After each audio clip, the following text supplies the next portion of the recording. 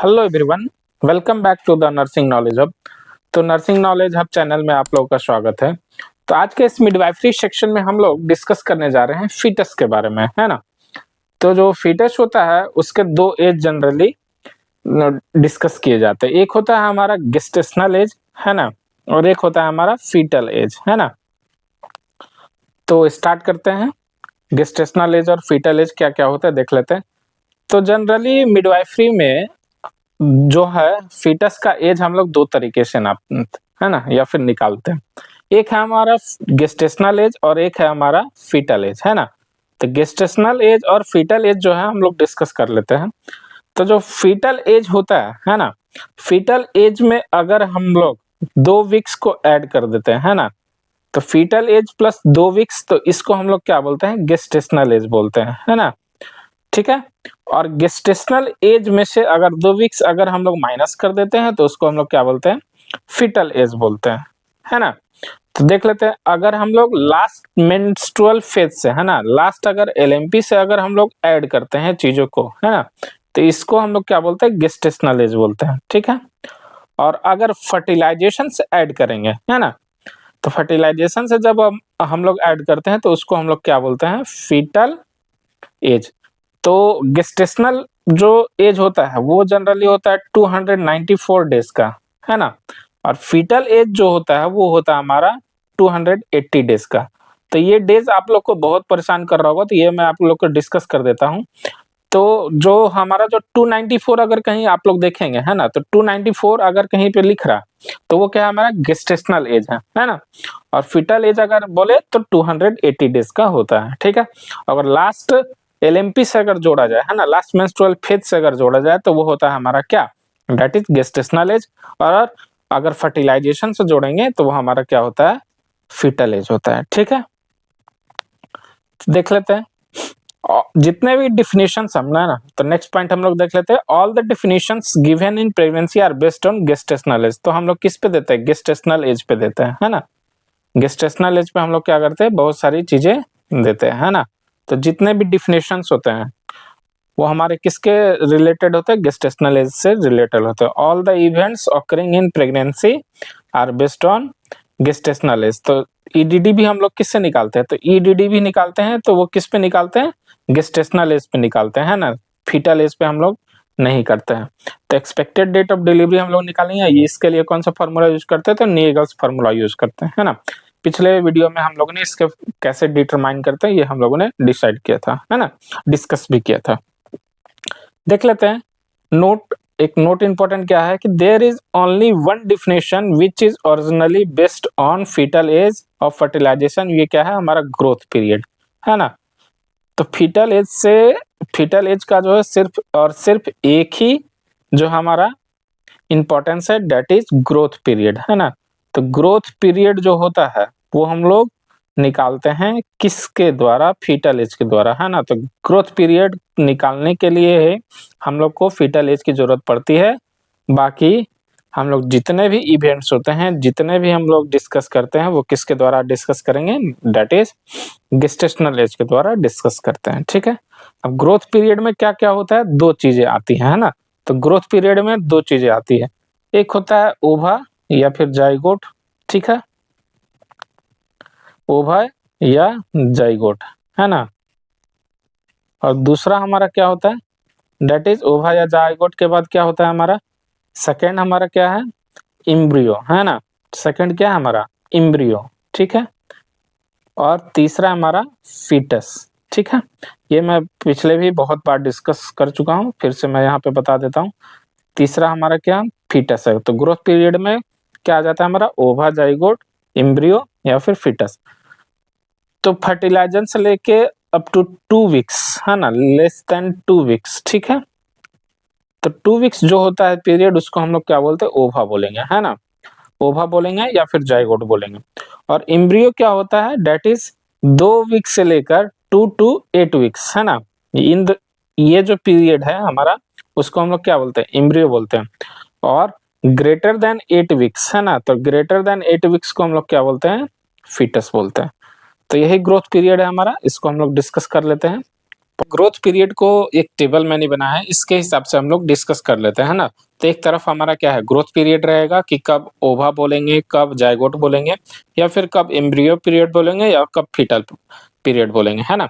और एक है हमारा दैट इज ओरिजिनल डिफिनेशन, ये कब हम लोग करते हैं, from the day of fertilisation. और डिफिनेशन एज पर gestational age answer to be asked, अगर पूछा जाता है तब हम लोग को बताना है ना। तो ये जो सारी चीजें हैं, है ना, तो ये हम लोग डिस्कस कर लेते हैं। तो पीरियड ऑफ ओवा क्या होता है देख लेते हैं, है ना। तो पीरियड ऑफ ओवा क्या है, from the day of fertilization up to 2 weeks after that, है ना। तो जो ओवा होता है हमारा, है ना, वो फर्टिलाइजेशन से लेकर अप टू 2 वीक्स जो होता है ना, डेट इज 2 वीक्स तक जो होता है ना, लेस देन 2 वीक्स हम लोग लेंगे यहाँ पे। तो अप टू 2 वीक्स जो होता है उसको हम लोग क्या बोलते हैं, ओ दैट इज ओवा बोलते हैं। उस पीरियड को हम लोग क्या बोलते हैं, ओवा बोलते हैं। गेस्टेशनल एज में तो जनरली नहीं पूछा जाता है, लेकिन हम लोग फिर भी देख लेते हैं। तो गेस्टेशनल एज क्या है, उसमें क्या करेंगे, 2 वीक्स क्या कर देंगे, ऐड कर देंगे, यानी 2 वीक्स गेस्टेशनल एज, है ना। 2 वीक से लेकर क्या हो जाएगा 4 वीक तक, है ना। तो दो गेस्टेशनल एज में ओवा को हम लोग क्या बोलेंगे, ओवा 2 से 4 वीक्स, है ना। ये जनरली क्या होता है, नहीं पूछा जाता है, ठीक है। नेक्स्ट अब हमारा क्या है, डेट इज एम्ब्रियोनिक पीरियड। तो एम्ब्रियो हम लोग का बोलते हैं फ्रॉम 3 वीक्स टू 8 वीक्स, है ना। 3 वीक्स 2 वीक्स से ज्यादा और 8 वीक्स से कम, ये जो होता है पीरियड, इसी को हम लोग क्या बोलते हैं, एम्ब्रियोनिक पीरियड बोलते हैं, है ना। तो यही है हमारा एम्ब्रियोनिक पीरियड, ठीक है। और यही जो पीरियड है ये हमारा मोस्ट टेरेटोजेनिक पीरियड होता है ना। टेरेटोजेनिक का मतलब क्या होता है कि इसी समय जो है हमारा जो फीटस है, यानी जो बच्चा है, वो क्या हो सकता है, इसमें कंजेनाइटल एबनॉर्मलिटी आ सकता है ना। कंजेनाइटल एबनॉर्मलिटी का मतलब आप लोग देखे होंगे किसी को क्लिफ्ट लिप हो जाता है ना, जो हमारा जो है पैलेट कटा हुआ मिलता है, जो ओठ है वो कटा मिलता है, या फिर किसी में हार्ट में छेद पाया जाता है। तो दिस इज द पीरियड, इसी पीरियड में, एम्ब्रियोनिक पीरियड में मैक्सिमम चांसेस रहता है कि कंजेनाइटल एबनॉर्मलिटी देखने को मिले, है ना। फीटस में जो है कंजेनाइटल एबनॉर्मलिटी देखने को मिलता है। अगर फीमेल जो है सिगरेट का सेवन कर रही है या फिर शराब का सेवन कर रही है, तो उस केस में क्या हो सकता है, हमारा एबनॉर्मलिटी हो सकता है ना। या फिर न्यूरल ट्यूब डिफेक्ट, इस केस में भी क्या हो सकता है, एबनॉर्मलिटी देखने को मिल सकता है। तो एम्ब्रियो पीरियड जो होता है वो हमारा क्या होता है, मोस्ट टेरेटोजेनिक पीरियड होता है, ठीक है। गेस्टेशनल एज में क्या करेंगे, +2 वीक्स को क्या करेंगे, ऐड कर देंगे, है ना। तो 3 + 2 कितना हो गया, 5 एज, और 8 + 2 कितना हो गया, 10 वीक्स, है ना। तो 10 वीक्स हम लोग देखेंगे, 5 वीक्स देखते हैं हम लोग क्या, गेस्टेशनल एज, और 10 वीक्स ऑफ गेस्टेशनल एज, ठीक है। और फीटल पीरियड क्या होता है, 9 वीक्स से लेकर अप टू डिलीवरी तक, है ना। तो ग्रेटर देन 8 वीक्स, है ना, उसको हम लोग क्या बोलते हैं, फीटल पीरियड बोलते हैं ना, फीटल पीरियड हम लोग बोलेंगे, ठीक है। और इसमें कितना हो जाएगा, 9 + 2 दैट इज 11 वीक्स, है ना, अप टू डिलीवरी, है ना। तो ये सारी चीजें हम लोग ग्रोथ पीरियड के बारे में देख लिए। टेरेटोजेनेसिटी का क्या मतलब होता है, वो हम लोग देख लेते हैं। Teratogenic means any external exposure to the mother which can lead to congenital malformation। ये मैं पहले ही बता चुका हूँ कि कोई भी ऐसी बाहरी तत्व, है ना, बाहरी चीज जो कंजेनाइटल malformation कर सके, उसको हम लोग क्या बोलते हैं, टेरेटोजेन बोलते हैं। तो मोस्ट टेरेटोजेनिक पीरियड क्या होता है, ये पूछा हुआ क्वेश्चन है कि मोस्ट टेरेटोजेनिक पीरियड कब कब होता है। तो ये इसका आंसर क्या आ जाएगा, एम्ब्रियोनिक पीरियड, यानी एम्ब्रियो जो होता है वो हमारा मोस्ट प्रोन होता है, यानी उसमें मैक्सिमम चांसेस रहते हैं कि टेरेटोजेंस जो है हार्म कर सकते हैं, है ना। तो ये कब से कब होता है, 3 weeks to 8 weeks after fertilization, है ना। और अगर गेस्टेशनल में बात की जाए तो 5 weeks to 10 weeks of pregnancy, यानी फर्स्ट ट्राइमेस्टर, है ना, फर्स्ट ट्राइमेस्टर सीधा सीधा बोल सकते हैं। और एज में अगर बोलेंगे तो 3 to 8 वीक्स, है ना। नेक्स्ट अब हम लोग चलते हैं टेरेटोजन। एक होता है टेरेटोजेनिक और एक होता है टेरेटोजन। तो जो सब्सटेंस जैसे अल्कोहल, अल्कोहल जो है कंजेनाइटल मैल फॉर्मेशन करा सकता है ना। तो ये क्या होगा, टेरेटोजन हो गया। यानी टेरेटोजन का मतलब क्या हो गया, सब्सटेंस, जो भी सब्सटेंस यानी जो भी पदार्थ बच्चे में विकृति पैदा कर सकता है, उसको हम लोग क्या बोल सकते हैं, सब टेरेटोजन बोल सकते हैं, है ना। अगर हिंदी में बोला जाए तो विकृति पैदा करना है, जो ऐसे जो सब्सटेंस विकृति पैदा कर सकते हैं। इसमें कुछ दवाइयाँ भी हो सकती है और इसीलिए प्रेगनेंसी में दवाइयाँ बहुत सोच समझ के देना चाहिए, है ना? ये नहीं है कि कुछ भी दे देंगे, है ना? तो उससे बहुत दिक्कत होती है, ठीक है? इसका हम लोग डिस्कस कर लेते हैं। टेराटोजन क्या हो गया हमारा? That external exposure which leads to congenital malformation, है ना? तो वैसे सब्सटेंस जैसे एक्सरे करा रहे हैं तो एक्सरे भी एक तरह का क्या हो जाएगा? टेराटोजन हो जाएगा, है ना? क्योंकि उस केस में क्या होता है कि बच्चे को हार्म होता है ना? तो देख लेते हैं टेराटोजन कितने टाइप्स के हो सकते हैं, है ना?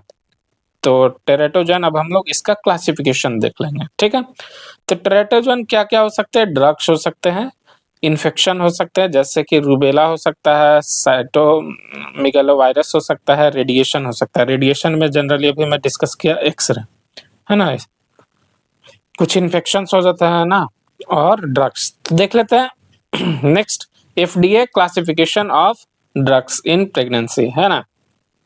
तो एफडीए जो है क्लासिफिकेशन, तो इसमें जनरली हम लोग को क्या देखने को मिलेगा कि टोटल जो है हमारे 5 क्लासिफिकेशन है ना? तो इसमें कैटेगरीज बाँटा हुआ है, उसके मीनिंग्स होते हैं और एग्जांपल्स होते हैं, देख लेते हैं, है ना? तो कैटेगरी ए जो ड्रग्स हैं, उसमें देख लेते हैं। तो pregnancy does not cause any fetal risk, इसमें क्या होता है कैटेगरी ए के जो ड्रग्स होते हैं वो प्रेगनेंसी में जो फीटल रिस्क है उसको नहीं बढ़ाता, है ना? ये जनरली ह्यूमन स्टडीज़ के लिए यूज़ किया जाता है ना?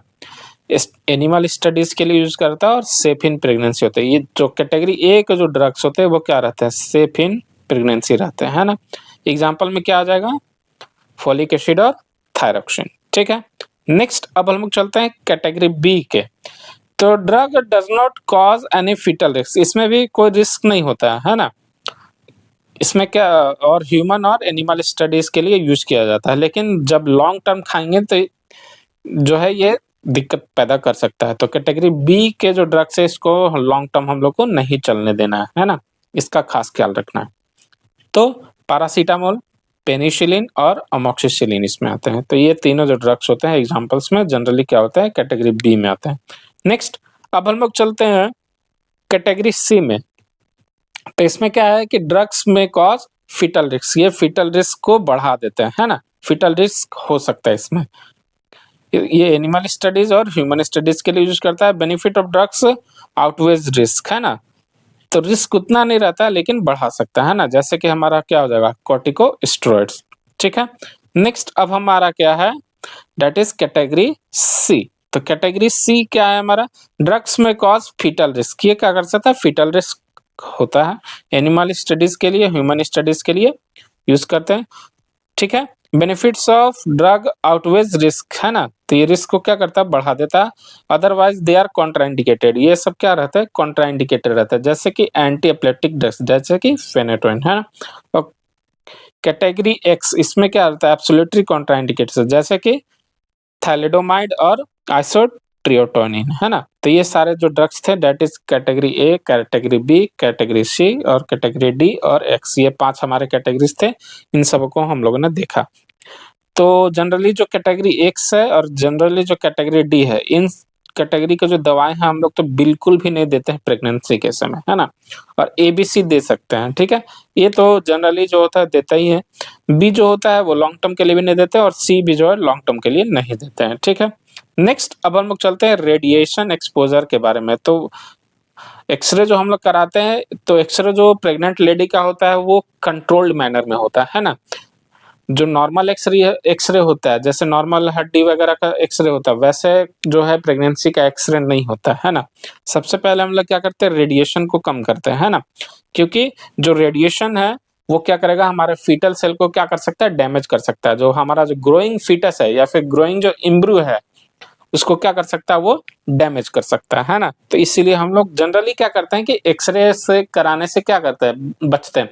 अल्ट्रासोनोग्राफी सेफ है लेकिन एक्सरे कराने से बचते हैं। अगर इन दैट केस अगर बहुत खराब कंडीशन है तो अगर हम लोग एक्सरे कराते हैं तो उसमें कुछ चीजों का ध्यान रखते हैं, है ना? तो देख लेते हैं। तो एसआई यूनिट क्या है हमारा? एक्सरे का रेडिएशन का वो क्या है? ग्रे, है ना? तो एसआई यूनिट क्या हमारा? ग्रे है, ठीक है? अब रेडियन जो था वो हमारा ओल्ड यूनिट था, ठीक है? तो कहीं-कहीं आप लोग को ग्रे भी मिल सकता है, ठीक है? और कहीं-कहीं रेडियन भी मिल सकता है ना? तो रेडियन जो था हमारा वो क्या था? पुराना यूनिट था। अब जो हम लोग उसको इस्तेमाल नहीं करते हैं, अब हम लोग इस्तेमाल करते हैं डेट इज ग्रे, है ना।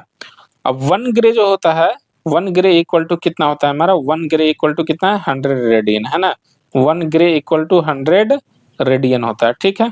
ये कन्वर्शन यूनिट है, हम लोग को याद रखना है, ठीक है। और 1 radian equal to 1000 milli radian, है ना। तो 1000 मिली रेडियन उसको हम लोग देखते हैं। तो ये हमारा कन्वर्जन यूनिट, इसमें मेनली क्या याद रखना है हमको, यूनिट याद रखना है, ठीक है। तो अब देखिए प्रेगनेंसी जो है वो किस रेडियन में हम लोग को कराते हैं, है ना। तो pregnancy is expose to 100 gray radian. अगर 100 ग्रे रेडियन हम लोग कराते हैं तो इसमें क्या होता है, 50% of the cell will die, है ना। तो 50% जो फीटस का जो सेल है ना, वो क्या हो जाएगा, डाई हो जाएगा। तो इसीलिए हम लोग को जो प्रेगनेंसी में जो एक्सरे कराना है वो 100 ग्रे से क्या होना चाहिए, कम होना चाहिए, है ना। 100 ग्रे से क्या होना चाहिए, कम होना चाहिए। तो लेस देन 100, तो लेस देन 100 ग्रे जो एक्सरे है वो हमारा क्या होता है, सेफ होता है, ठीक है। और अगर 200 ग्रे रेडियन का अगर हम लोग एक्सरे कराएंगे तो 100% फीटस विल डाई, है ना। तो सेल उसके क्या हो जाएंगे, मर जाएंगे, है ना। तो इसीलिए हम लोग को नॉर्मल जो है ध्यान देना पड़ता है ना एक्सरे में। तो प्रेगनेंसी में एक्सरे जनरली कॉन्ट्राइंडिकेटेड होता है, लेकिन अगर एडवर्स कंडीशन है तो हम लोग को क्या करना है, 100 ग्रे रेडिएशन से क्या करना है, कम रखना है ना, लेस देन 100 ग्रे रेडियन, ठीक है। रेडिएशन को हम लोग क्या करेंगे, कम रखेंगे, ताकि वो हमारा क्या हो सके, जो फीटस है वो हमारा सेफ हो सके, ठीक है। तो प्रेगनेंसी के समय मैक्सिमम जो होता है क्या क्या हम लोग करा सकते हैं, देख लेते हैं। तो एमआरआई कराते हैं, यूएसजी कराएंगे और डॉपलर कराएंगे। डॉपलर जो मेथड है वो हम लोग जनरली यूज करते हैं किसको सुनने के लिए, फीटल हार्ट साउंड को यूज सुनने के लिए। और डॉपलर मेथड से फीटल हार्ट साउंड हम लोग सुन सकते हैं बिटवीन 8 to 10 वीक्स में, है ना। ये बहुत बार मैं डिस्कस कर चुका हूँ, ठीक है। मैं जनरली क्या होता है कि रिलेटेड बहुत सारी चीजें बताता हूँ। और अल्ट्रासोनोग्राफी जो होता है ये यूज किया जाता है एमनियोटिक फ्लूइड इंडेक्स निकालने के लिए, है ना। तो AFI एमनियोटिक फ्लूइड इंडेक्स निकालने के लिए होता है, इसका नॉर्मल वैल्यू कितना होता है, 5 से लेकर 24 तक, है ना। अगर 5 से कम है तो उसको हम लोग ओलिगोहाइड्रोमनस बोलते हैं, और 24 से ज्यादा है तो पॉलीहाइड्रोमनस बोलते हैं, है ना। तो एयर पॉकेट्स के द्वारा हम लोग क्या करते हैं, उसको मेजर करते हैं। ये सारी चीजें हम लोग डिस्कस कर चुके हैं बेसिक्स ऑफ प्रेगनेंसी में, ठीक है। मैं जनरली क्या करता हूँ कि जो भी उससे कंसेप्ट रिलेटेड क्वेश्चंस या फिर कॉन्सेप्ट है उसको हम लोग डिस्कस करते रहते हैं बार बार, ताकि बच्चों को याद हो सके, है ना। नेक्स्ट, और जो कौन से इन्वेस्टिगेशन वो हम लोग जनरली नहीं करते हैं, है ना। तो ये जनरली जो है हम लोग नहीं करेंगे वो कौन सा, MRCP यानी मैग्नेटिक रेजोनेंस कोलेंजियो पैंक्रिएटोग्राफी, ये हम लोग कभी भी नहीं करते हैं, कॉन्ट्राइंडिकेटेड है। और पेट स्कैन यानी पोजीशन एमिशन और टोमोग्राफी, ये हम लोग क्या करेंगे, नहीं करेंगे, है ना। तो ये सारी चीजें जो हम लोग क्या करते हैं, इन्वेस्टिगेशन नहीं करते हैं, है ना।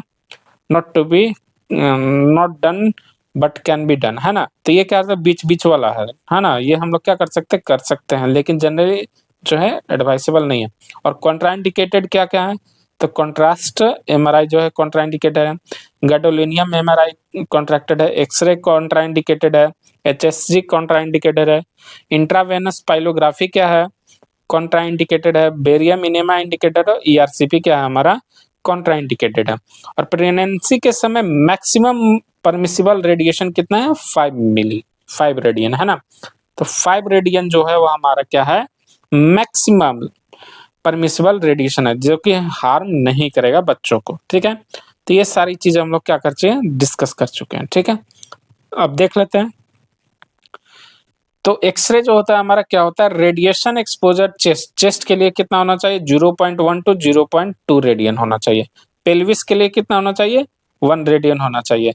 If by chance in a pregnant female X-ray is done during pregnancy, next step reassurance, MTP is not indicated, है ना। मेडिकल टर्मिनेशन प्रेगनेंसी जो है इसमें कवर नहीं करेगा, ठीक है। तो इसको हम लोग क्या करेंगे, X-ray is done during pregnancy, है ना। तो ये सारी चीजें हम लोग करते हैं। ये हमारा जो होना चाहिए रेडिएशन का परमिसिबल है ना। तो अगर चेस्ट का एक्सरे कर रहे हैं तो 0.1 से लेकर 0.2 रेडियन तक जाएंगे, और पेल्विस का कर रहे हैं तो 1 रेडियन तक हम लोग जा सकते हैं, ठीक है। नेक्स्ट अब हम लोग चलते हैं, डेट इज पॉइंट एक देख लेते हैं। तो मैक्सिमम प्रॉब्लम ऑफ टेरेटोजेनेसिस है ना, तो टेरेटोजेनेसिस जो होता है यानी बच्चे को जो टेरेटोजेन हो रहा है ना, यानी बच्चे में जो कंजेनाइटल मैलफॉर्मेशन हो रहा है, जो विकृति बचपन से जो विकृति पैदा हो रही है, वो कब होती है, ये कब होती है देख लेते हैं। It's seen when organs are forming. Organs कब बनता है हमारा, एम्ब्रियो जब रहता है ना, तो एम्ब्रियो जब बनता है हमारा बच्चा, तो उसमें क्या रहता है, ऑर्गन्स फॉर्मेशन होता है, ऑर्गोनेजेनेसिस बोलते हैं, है ना।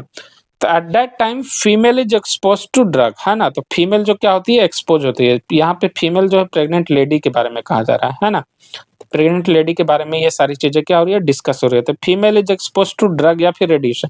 तो इम्ब्रियो के समय अगर वो किसी ऐसे ड्रग को खा लेती है जो कि कॉन्ट्राइंडिकेटेड था प्रेगनेंसी के समय, या फिर अगर बहुत ज्यादा रेडिएशन में आ जाएगी, तो उससे क्या होगा, तो ऑर्गेनोजेनेसिस में क्या हो जाएगा, प्रॉब्लम हो जाएगा, है ना। तो हार्ट में मान लीजिए छेद हो जाएगा या फिर और भी बहुत सारी चीजें हो जाती है। तो मैक्सिमम चांसेस रहता है कि वो प्रेग्नेंट लेडी जो है, इसका मतलब क्या है कि वो जो प्रेग्नेंट लेडी है कहीं ना कहीं रेडिएशन या फिर उस चीज में टेरेटोजेन इफेक्ट उसके बेबी में हो चुका है ना।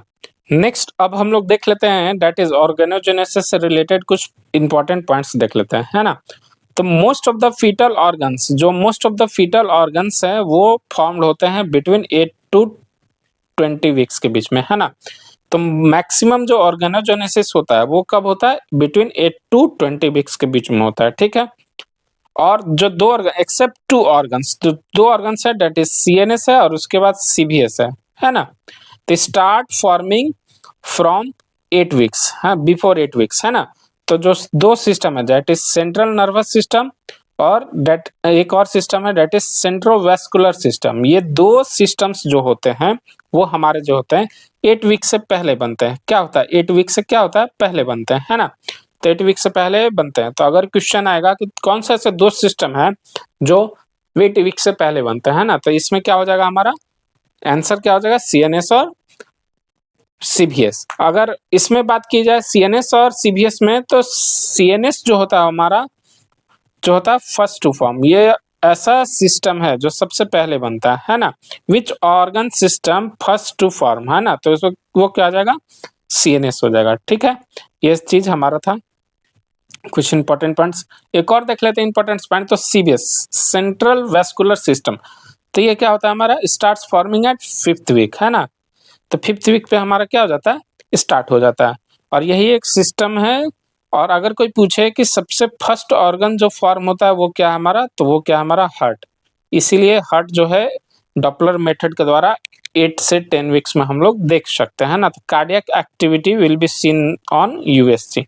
तो अगर हम अल्ट्रासोनोग्राफी कराएंगे तो उस केस में हम लोग को क्या देखने को मिलेगा, वो जो हार्ट एक्टिविटी है वो हम लोग को देखने को मिलता है अल्ट्रासाउंड में, है ना।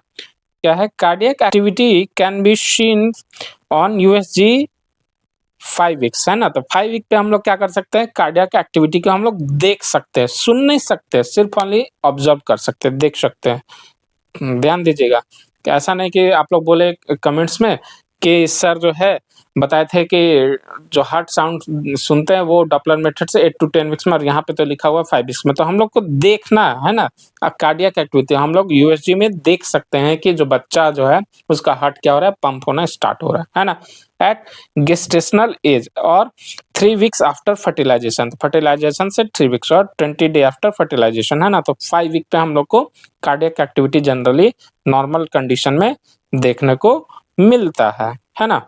क्या होता है कि at this time fetal heart sound can not be heard, है ना। तो इस टाइम पे हम लोग फीटल हार्ट साउंड, वही मैं बता रहा था अभी, वही पॉइंट कि फीटल हार्ट साउंड इस समय हम लोग क्या कर सकते हैं, नहीं सुन सकते। तो यानी 5 वीक्स पे हम लोग फीटल हार्ट साउंड को नहीं सुन सकते, लेकिन कार्डियक एक्टिविटी को हम लोग देख सकते हैं, है ना।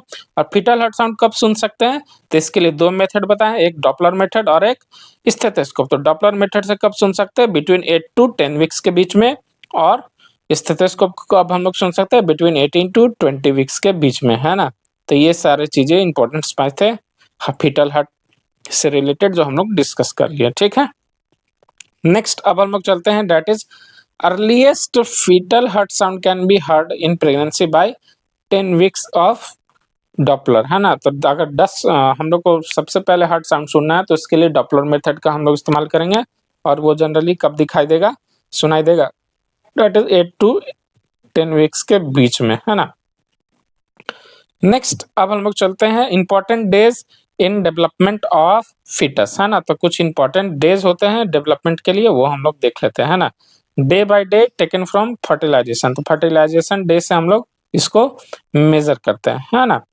ठीक है, तो डे 7 से लेकर डे 8, है ना। तो इसमें क्या होता है, डे 7 में एक्टोडर्म डेवलप होता है और डे 8 पे क्या होता है हमारा इंडोडर्म डेवलप होता है। तो ये चीज हम डिस्कस किए थे जो है हमारा फर्टिलाइजेशन में। तो फर्टिलाइजेशन में जो है हम बताए थे कि प्राइमरी, सेकेंडरी और टर्शियरी, है ना। तो ये उससे रिलेटेड है ना।